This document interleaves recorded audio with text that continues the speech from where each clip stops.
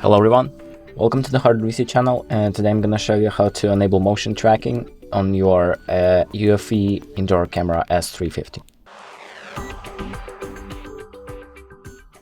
So the first thing we're going to do is open up our EUFY app, and then we're going to select our device.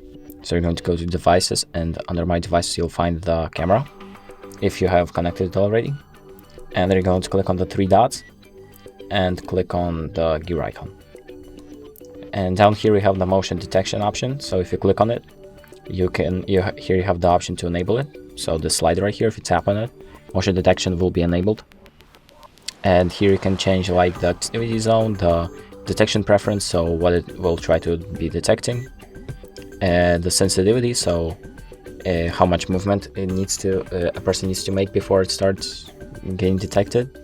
And AI tracking. So basically AI tracking is the camera automatically follows the movements of the humans and pets. And that's about it. Thank you for watching, and make sure to like and subscribe.